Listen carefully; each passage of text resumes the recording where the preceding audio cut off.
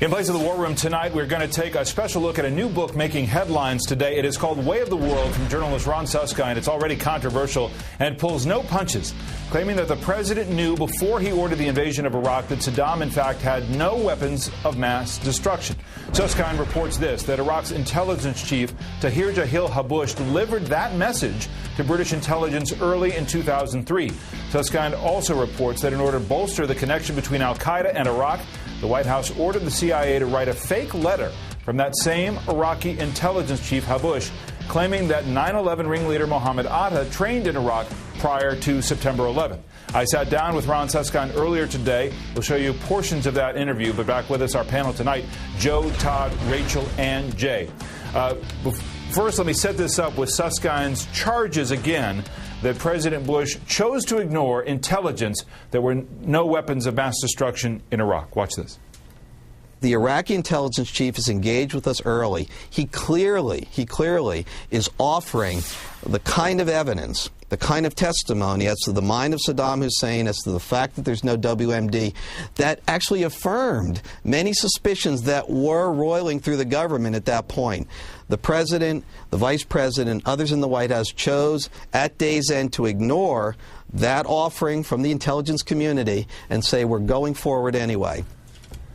Rachel Maddow, let's be clear what he's saying here, that before the war, that U.S. intelligence, by way of British intelligence, was told by the Iraqi intelligence chief that Iraq had no WMD, and they went forward anyway. Is this new gasoline on a fire that just won't go down about whether the president misled the country about why we went to war? Yeah, it is. And it may be a new fire altogether, because what has become the sort of common political explanation for what went wrong in leading us to the Iraq war is that the intelligence was wrong, that everybody had the same wrong information and everybody made the same understandable decision based on the same bad information. We've seen a number of things crop up recently, and this is certainly the most direct and I think, the most damning, that said, you know, it wasn't wrong information. It was a deliberate lie. It was that they had correct information. They had information that contradicted what they told us that they chose to keep from us. It's what Scott McClellan said. It's now what Ron Suskind said. And honestly, it raises the question of whether or not there should be prosecutions, whether or not these things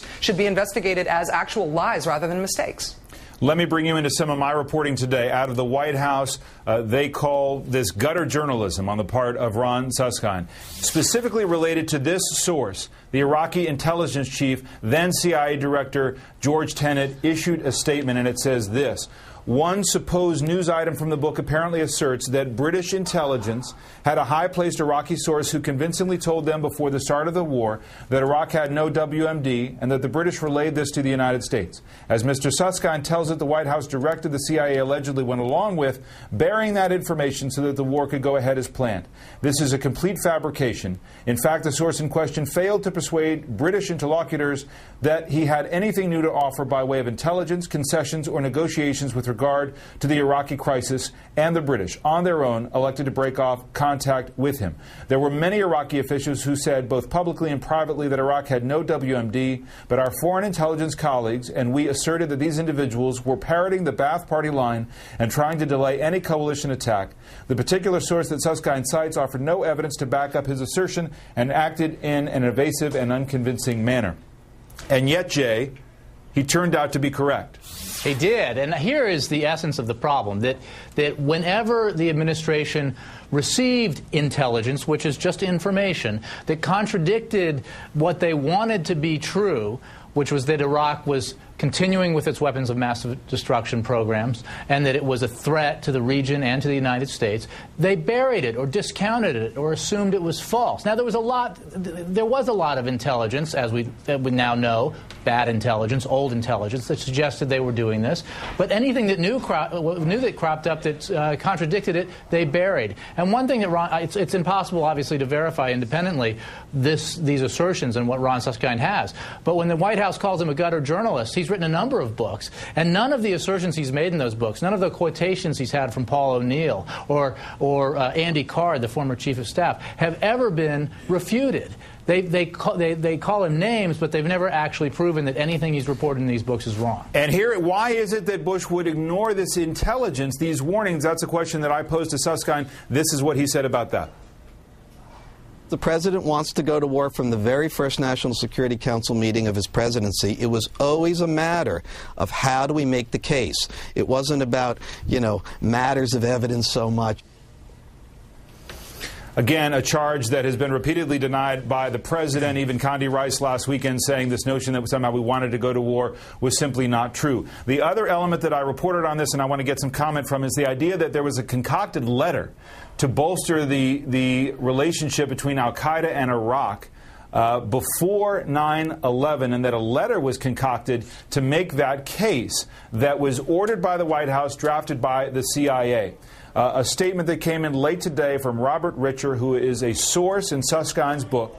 He is now retired, but was head of Near East intelligence, that includes all of the Middle East, says this: I never received direction from George Tenet or anyone else in my chain of command to fabricate a document from Habush, that is, the Iraqi intelligence chief, as outlined in Mr. Suskind's book. Further today, August 5th, I talked with John McGuire, who has given me permission to state the following on his behalf. I never received any instruction from then Chief of Near East, Rob Richer, or any other officer in my chain of command instructing me to fabricate such a letter. Further, I have no knowledge to the origins of the letter and as to how it got circulated in Iraq. That's from Robert Richer. There is a lot here, Joe, to try to get our head around.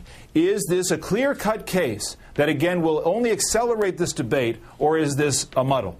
Well, I think you make a great point, David. I think this is a case to perhaps accelerate the debate because it's dropped off the radar screen as the top issue in 2008. At one point, a couple of years ago, it was thought that the war in Iraq would be the defining issue for the 2008 campaign, and it's proving that the economy is instead, as the interest in the war in Iraq wanes, at least among Americans who are more interested in their pocketbooks. Mr. Suskind is a very talented writer. He's a very smart guy, and he knows what many of us know, which is that beauty is always in the eye of the beholder.